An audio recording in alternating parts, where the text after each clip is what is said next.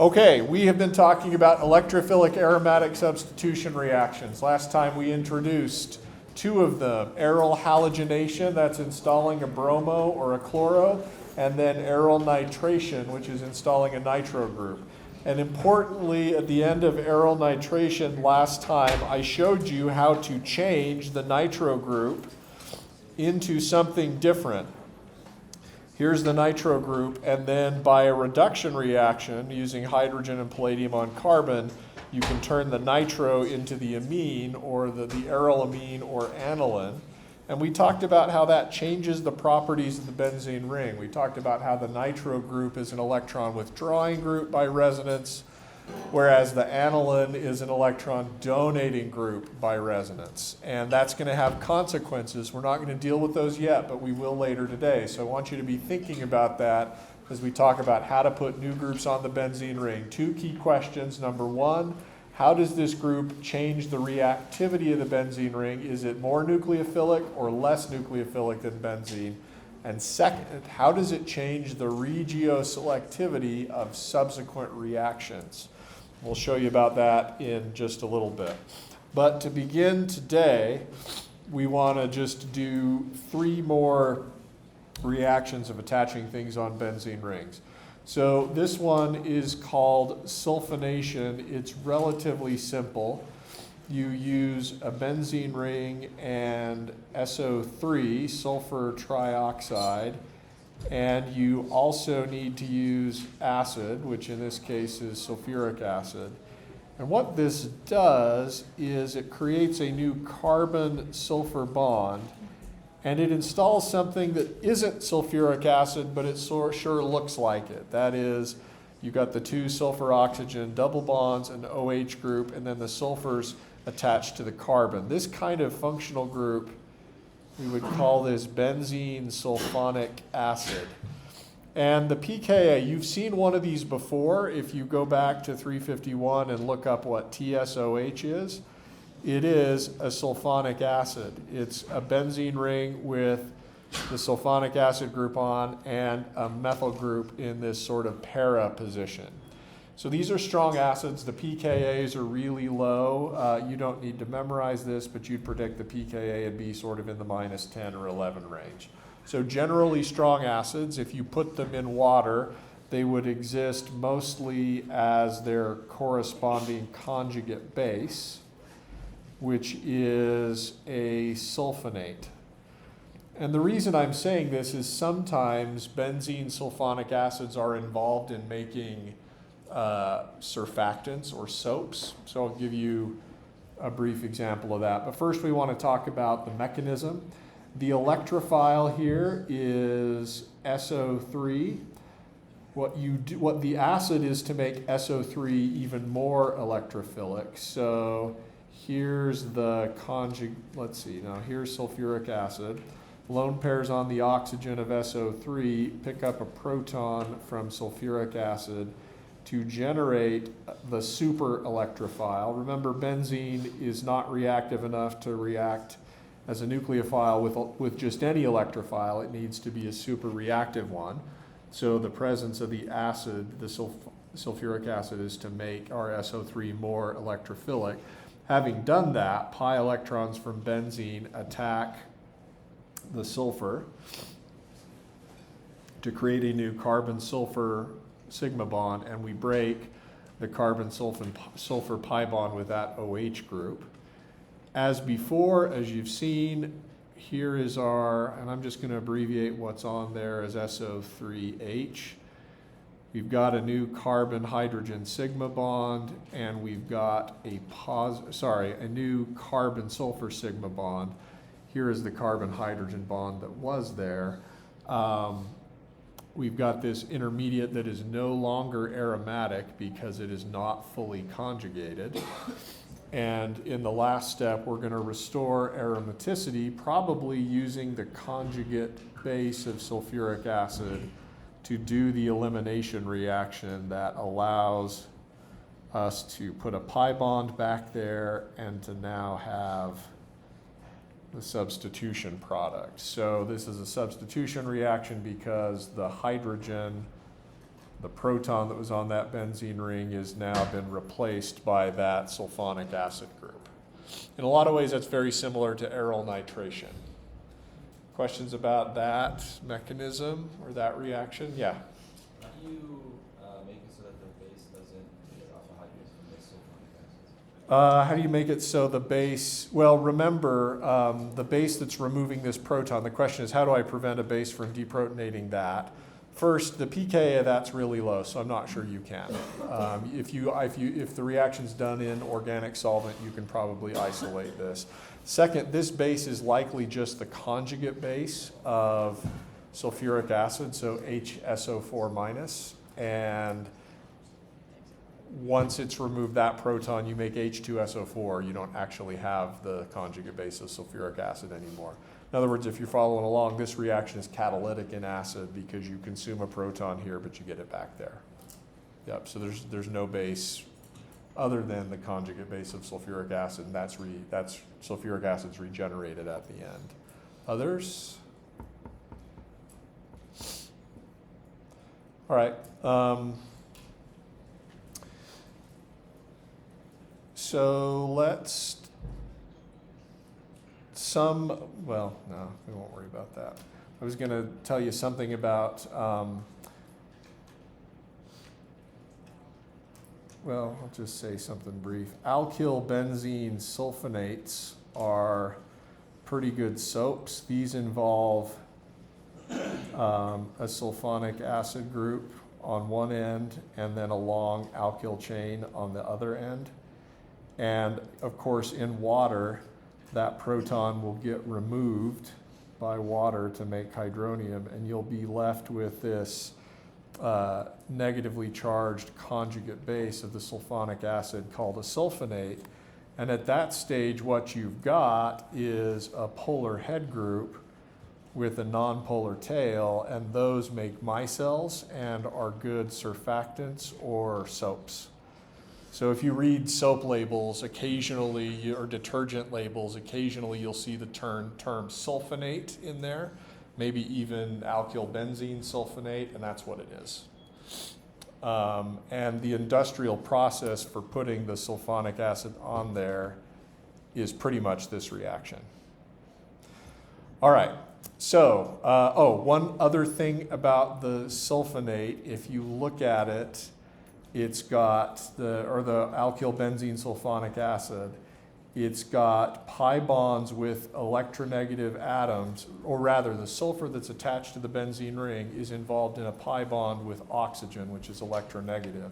Similar pattern that we saw via the nitro group, we will see that sulfonic acid groups are electron withdrawing groups via resonance. And again, we're going to worry about what the consequence of that is for the reactivity or the nucleophilicity of the benzene ring and the regioselectivity of subsequent reactions.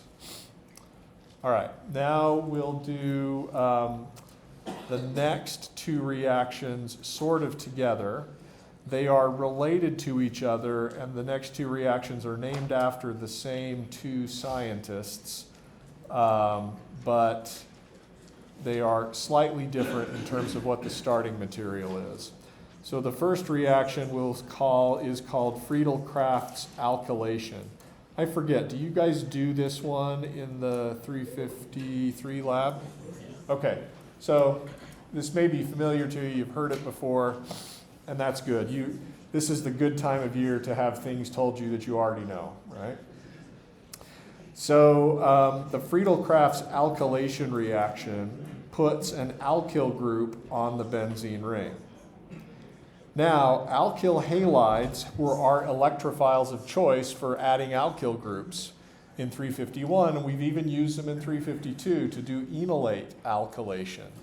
But this is different because our nucleophile is no longer a negatively charged enolate. Our nucleophile is a benzene ring, and the benzene ring is super stable. So you would predict that the benzene ring is not nucleophilic enough to attack an alkyl halide directly, and that's right. Instead, you need a Lewis acid to convert the alkyl halide into a good electrophile. That's a common theme. So the Lewis acid is AlCl3, and the product, that's aluminum trichloride. Aluminum's from the same column of the periodic table as boron. So an aluminum bonded to three things should have an empty p orbital on it. And those three things are all electronegative. So you expect aluminum to be trigonal planar with an empty p orbital on the aluminum, and you expect the aluminum to be very electron poor, not only because of the empty p orbital, but because of the electronegative chlorines that are pulling inductively electron density away. So AlCl3 is the Lewis acid. The product of this reaction is going to put an alkyl group in place of one of the hydrogens that are on the benzene ring, and this is, as we've seen before, the pattern is a substitution reaction via an addition mechanism followed by an elimination step. Let's show you how the Lewis acid activates the alkyl chloride, because without the Lewis acid, starting with the alkyl chloride, the reaction doesn't work. So the way you show this is lone pair electrons on the chloro attack the aluminum.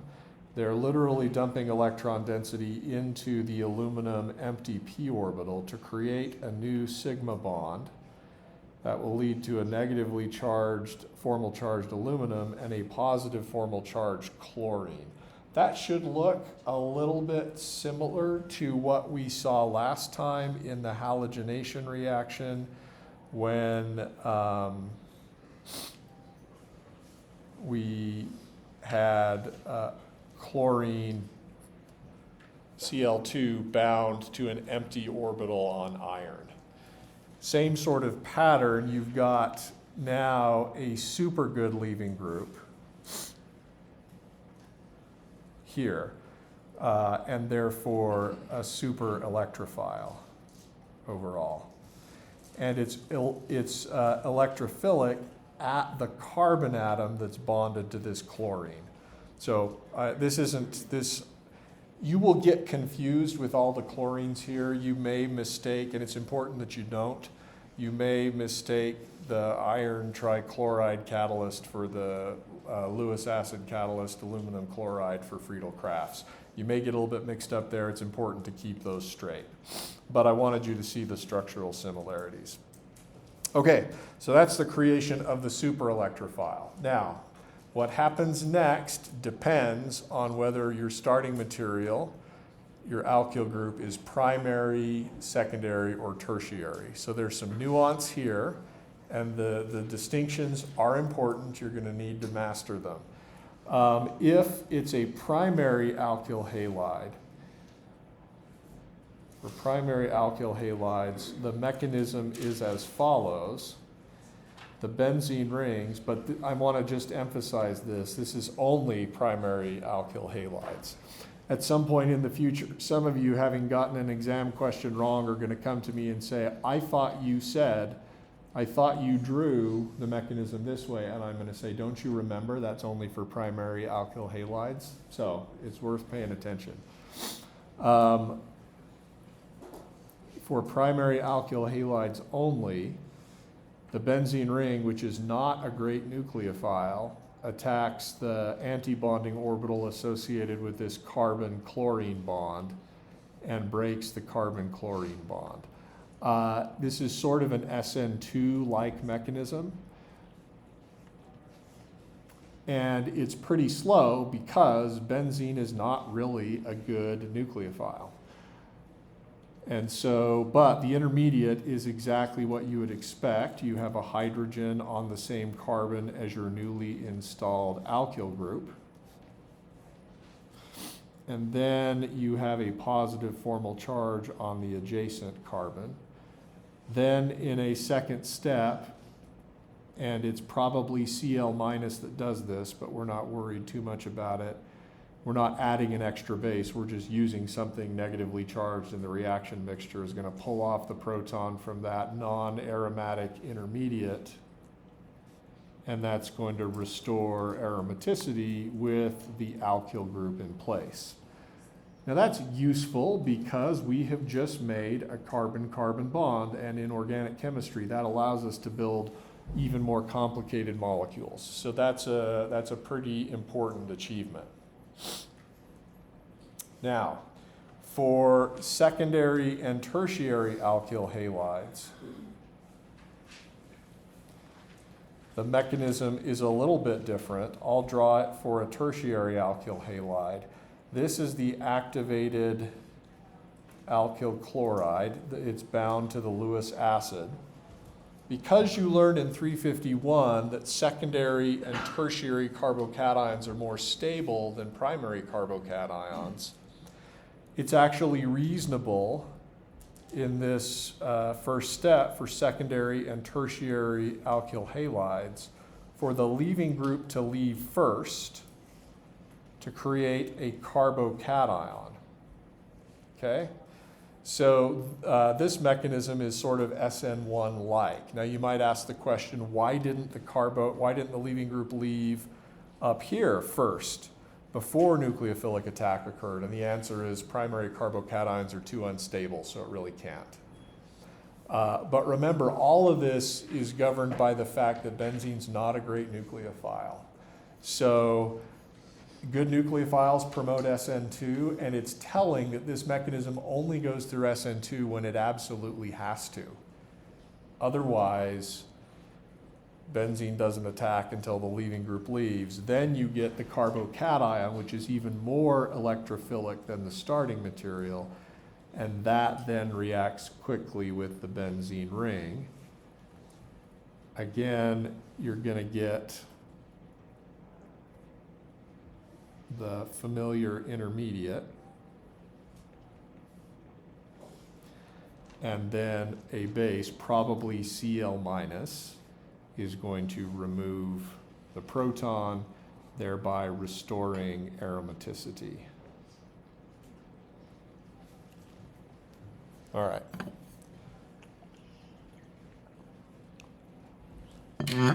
Now, what's the evidence for this? How do they know? And the answer is often you can tell that a carbocation had to have been formed when you see carbocation rearrangement products. So there's a thing you were hoping to never hear about again, but here it is again, carbocation rearrangement. So tell me, when do carbocations rearrange? Aside from whenever they want. Do you remember? If you can turn a secondary carbocation into a more substituted tertiary carbocation, then those rearrangements can happen. So, for example,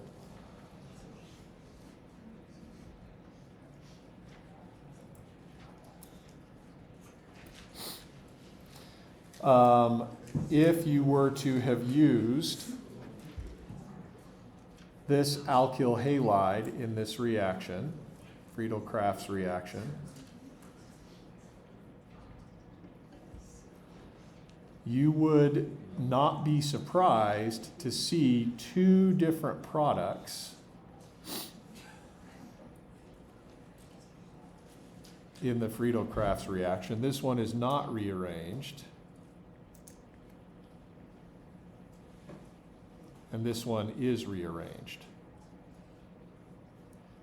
How does that happen? And the answer is you go through this carbocationic intermediate where you have a secondary carbocation adjacent to a tertiary carbon. This kind of rearrangement could happen as well if it were a quaternary carbon. When it's a tertiary carbon, all you need to do is the so-called 1,2 hydride shift. And that 1,2 hydride shift puts the positive charge on the more substituted carbon where it's more stable, and the proton over on that secondary carbon. So, and it's never clear in your text whether if rearrangements can happen, is that therefore the major product? For me, I just want you to anticipate both of them, okay? Alternatively, in a mechanism question, if they ask, hey, show me a mechanism for how this happened, you should be able to do that and see that it requires a 1,2 hydride shift. I'm not going to show you the example for a 1,2 methyl shift. all you would need to do is copy this down, but replace this hydrogen here with a methyl group and have the methyl group move over, do a 1,2 methyl shift. Okay? So do beware of carbocation rearrangements. Yeah? So with a primary alkyl halide, Yeah. where that primary carbon is adjacent to a secondary or tertiary carbon, will that undergo carbocation rearrangement? Okay, so this is a fun question, sort of. It's a painful question. It's alluded to in your text, and I will talk about it briefly and then tell you we're not going to worry about it. My question was, is that on the exam? Yeah, I know. I got you.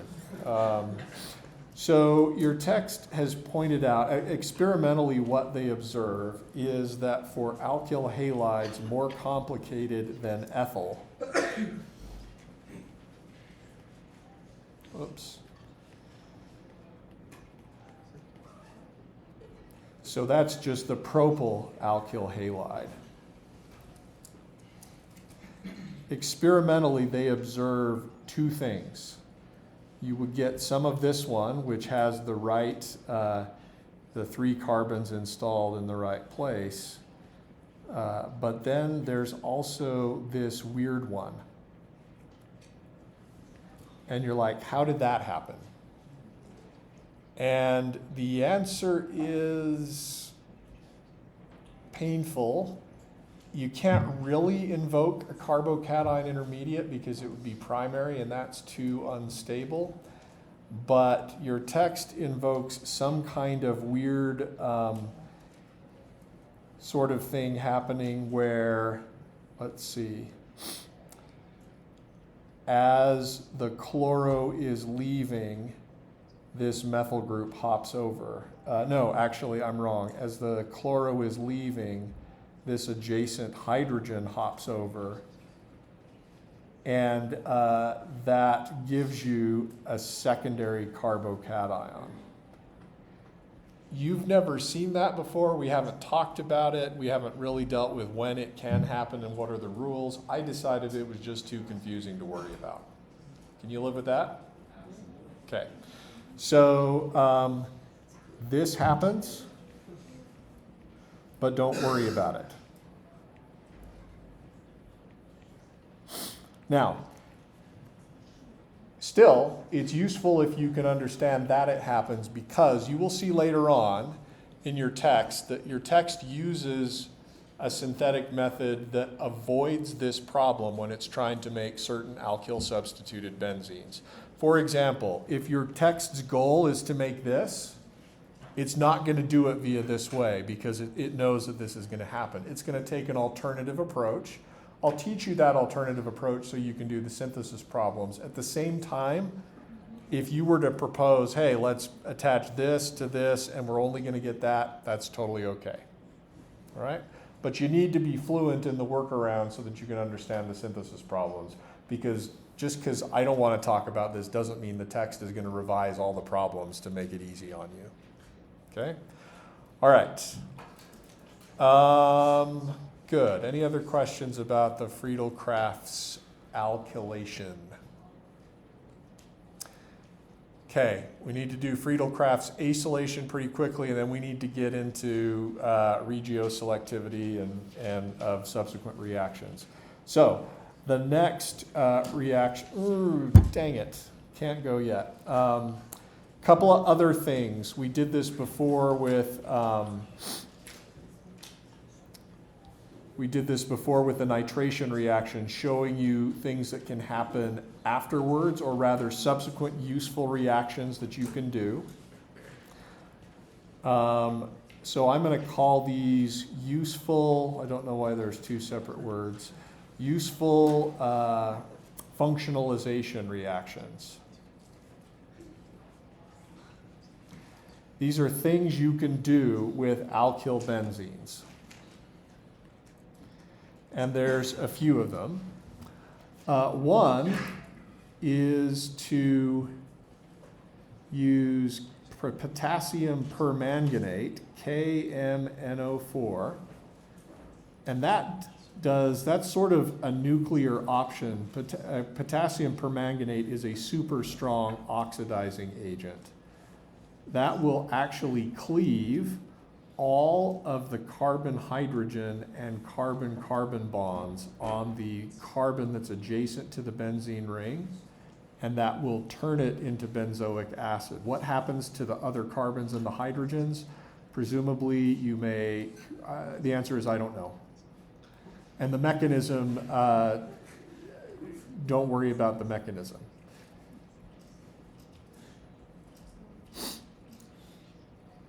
I'm writing this in red so that it's as if I signed it in blood. Gross, right? Okay, now a couple of things, just little bit of terminology. This carbon here, the one that's adjacent to the benzene ring, is called the benzylic carbon. For this KMNO4 reaction to work, you must have at least one benzylic proton. And that may be a clue as to the mechanism. We're not going to worry about it.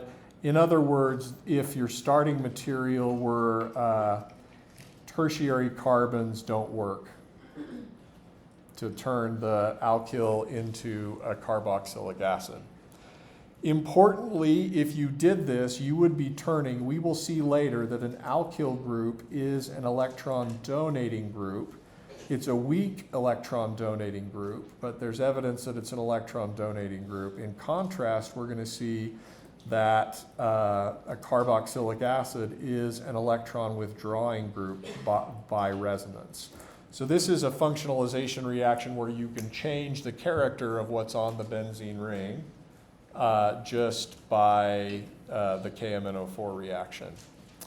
A second functionalization reaction is a radical halogenation reaction. This isn't new. It's from the radicals chapter that you did at the end of 351. Here is the alkyl benzene, the product of the Friedel-Crafts reaction. If you use bromine and radical generating conditions like UV light, you can install a bromo on the benzylic carbon, and only on the benzylic carbon. You learned in 351 that radical halogenation was selective for the more substituted or carbon that's adjacent to a pi bond because it goes through a radical intermediate, and at least for radical bromination, you want that radical intermediate to be the most stable one. So this is the radical intermediate, and it is resonance stabilized. Radicals can be resonance stabilized just like positive charges or negative charges can.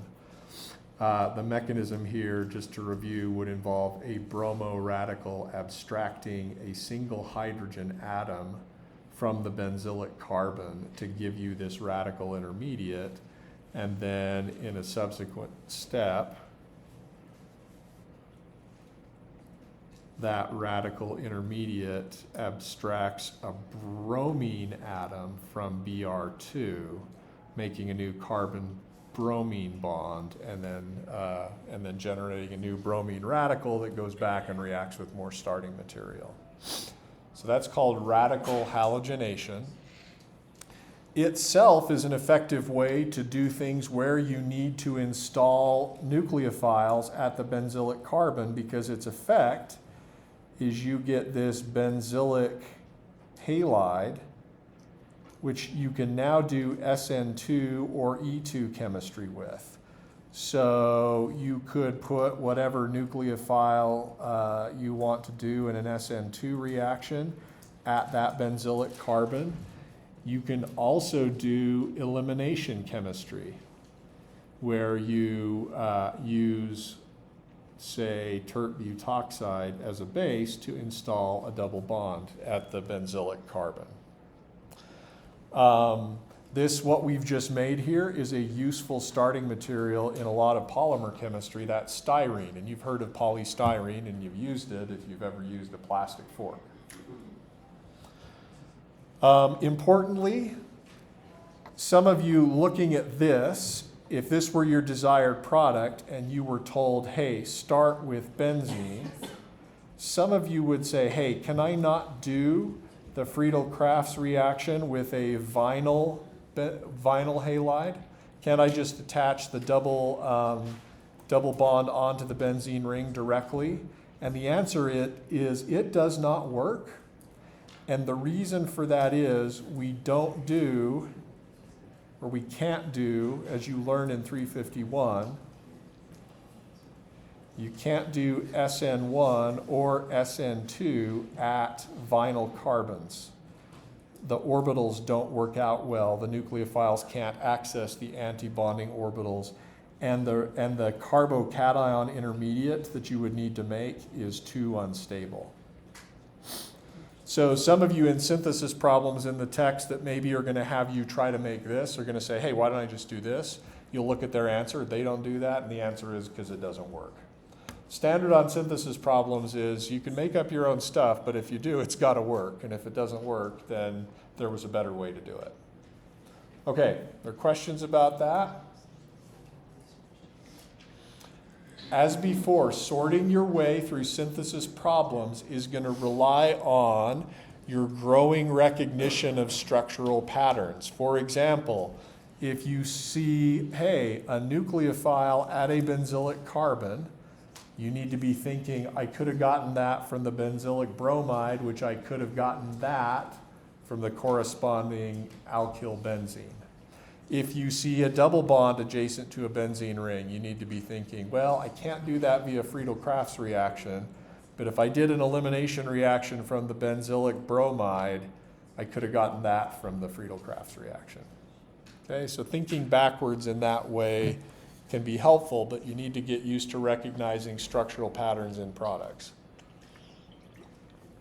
All right. Lastly, Friedel-Crafts acylation. This is installing an acyl group. The word acyl refers to a carbon doubly bonded to an oxygen with an R group on the carbon. So it's like a ketone. Acylation as opposed to alkylation.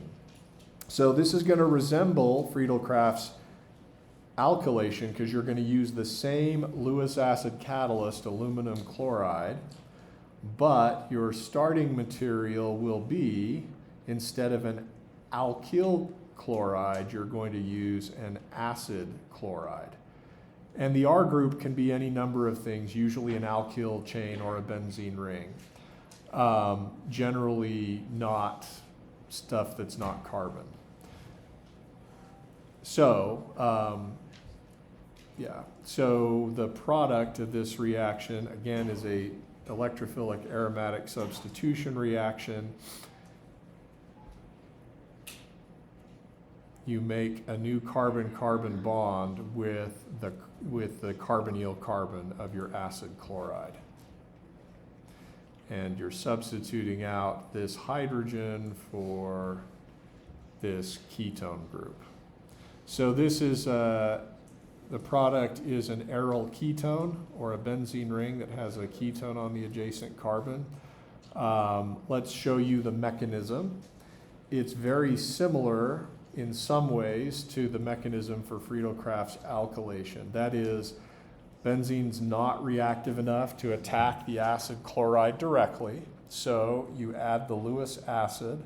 Chloro attacks the empty orbital on aluminum to generate a new chlorine-aluminum bond that converts chlorine into a superleaving group. And now the molecule is a superelectrophile. Now, we've never done what we're about to do. This will be the first time that you've seen this. You have seen negatively charged oxygens in tetrahedral intermediates kick down to eliminate a leaving group. You've even seen neutral OH groups have lone pair electrons kick down and kick off a leaving group that was really good. What you haven't ever seen is a carbonyl carbon lone pair doing that. The reason this is going to happen here is because what we've just made is a super good leaving group. So electrons on the carbonyl carbon will kick down and the leaving group will leave, all in the same step. The intermediate that you're going to get is a new intermediate that you won't have seen before. It's got a triple bond between carbon and oxygen, but you can watch and count the formal charges, and I haven't broken any rules there. The carbon would be sp hybridized, and the positively charged oxygen is resonance stabilized. You can draw a resonance structure where the positive charge is on the carbonyl carbon. This is called an acylium ion. It's not a typical intermediate in carbonyl chemistry, but you got to use a Lewis acid to turn the acid chloride into a super good leaving group in order for this to happen. You don't generally worry about rearrangements for acylium ions because even though they do have carbocation character, they're resonance stabilized. Once you get there, everything else is easy because you're just going to do what you've done before for benzene attacking electrophiles. I'm going to use the resonance structure that has a positive charge on the carbonyl carbon. We'll draw the benzene attacking that electrophile. We're going to get, the familiar intermediate where on the adjacent atom we have a positive charge. Here is our hydrogen. Here is the newly installed ketone group. Then a base, likely chlorine, removes the proton, and we get here. Okay. And that is the aryl ketone product that I showed you. The last thing we need to do for Friedel-Crafts alkylation is just talk about this defunctionalization reaction. I told you before that your text has a workaround if you want to install a group that would normally rearrange, but you don't want it to rearrange. So, as context, I'm going to scroll back and just remind you of this weird thing that happens, where this propyl chloride actually gives you some rearrangement, all the while understanding that I'm going to permit you to do this and pretend like it doesn't rearrange. Okay? But I will show you the text workaround. It may become important a little bit later. If your goal is to end up here, but you don't want any possibility of rearranging, here is the workaround. You install the 3-carbon group by the Friedel-Crafts acylation reaction. We need a little bit more space. Here's the ketone, carbon 1, 2, and 3. Then you can actually reduce the ketone through one of 2 complementary approaches. I think your text mentions them both. I'll show them both here. I'm showing them both here on the off chance that one of them's on the ACS exam and the other isn't. Or alternatively, you can use zinc metal plus mercury metal. Again, this is going to be a don't worry about the mechanism. This is sort of crazy reduction chemistry. Basically, you're replacing both of the CO bonds with CH bonds. There is a well-known mechanism for using this NH2. That's a molecule that's called hydrazine. It's pretty nucleophilic. The mechanism is well known. I can show it to you if you're interested in it. It's not that hard, but I'm not going to hold you responsible for it. But this is the side step, right? You install the key carbon-carbon bond using the Friedel-Crafts acylation where there is no rearrangement. And then you reduce the oxygen away to turn the ketone into the corresponding alkyl benzene with no chance for rearrangement. All right.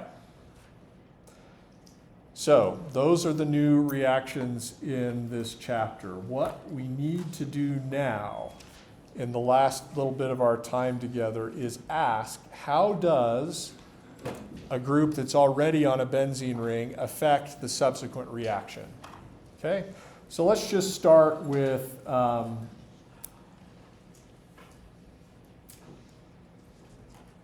the issue of regioselectivity. Let's assume we just made the nitrobenzene through the aryl nitration reaction. And let's suppose we want to do a subsequent reaction. Let's just do aryl chlorination. So we know that we are going to do a substitution reaction at one of the CH bonds on the benzene ring. There are 3 different CH bonds in the benzene ring now. Now that we put, at the beginning, when we had nothing there, when it was just benzene, there was only one kind of CH bond. Now there are 3. This one is called the orthocarbon. O is for ortho. This one is called the metacarbon. M is for meta. And this one is called the paracarbon. P is for para. Those are Greek words. Ortho means to the right, even though the one on the right and the one on the left is both the ortho positions. But what are you going to do? Okay, so you've got ortho, meta, and para positions, and you have the potential for installation of the chloro group at the ortho, the para, or the meta positions. So let's draw the 3 possible products. And you can see that those are regioisomers, or constitutional isomers is a word that you would have used in general chemistry. Organic chemists generally use regioisomers because it has fewer syllables and we are lazy. Regioisomers. Okay, so it turns out that we observe only this one, only the meta substitution product, and not the ortho or the para. I'll just emphasize that by putting a box in orange around what we observe. We only observe that one for the nitrobenzene. In contrast, if you were to use, say, the aniline and do this reaction, I'm putting an asterisk by this because I'm oversimplifying something that your text mentions that I'm not going to hold you responsible for, and so just hold off. Well, it probably won't be an issue, but some of you may have questions a little bit later about what I'm doing here, and I'll explain it later. But let's draw the 3 regioisomeric products for reacting the aniline with the chloro in aryl chlorination. And it turns out, again, here's the ortho, here's the meta, here's the para. For the aniline starting material, we only see ortho and para products. And we're not gonna, it's tough to get selectivity between ortho and para products. You would always get a mixture of those two, and there's no worrying about which one is more favored. We're generally okay with that because their physical properties are generally different enough that we can separate them. But at least the observation that the group you have on the benzene ring matters tells you it's not just sterics, right? If it were sterics, if it were let's put the new group as far away from the old group as possible, you'd expect to only see para substitution. But in fact, we see ortho and para in similar amounts. And if we change the group, sometimes we'll see meta. Here's the key organizing principle for where to expect the new group to go in an electrophilic aromatic substitution reaction. You must consider the group that's already on the benzene ring. One good rule of thumb in OChem is if the explanation is not steric hindrance, it's likely based on electron density of some kind. Electronics is the way we talk about it. So compare the nitro group to the aniline. What I told you before was that the nitro group is an electron withdrawing group by resonance, and the aniline is an electron donating group by resonance. Okay, well, what has that got to do with anything? And the answer is it's got to do with the carbocationic intermediate that we form in this process.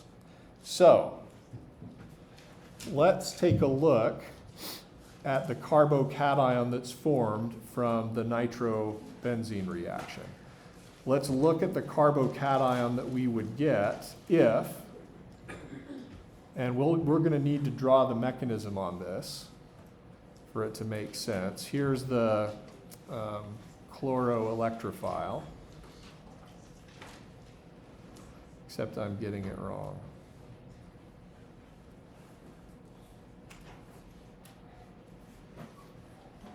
We'll draw the meta substitution product and then draw the associated carbocation. Here's the hydrogen that used to be there. Here's the chloro that just got installed. There's the positive charge. Now, by resonance, and I'm going to actually draw out the nitro group, one of the things I want you to reflect on over the weekend is, by resonance, that positive charge can be in those three places.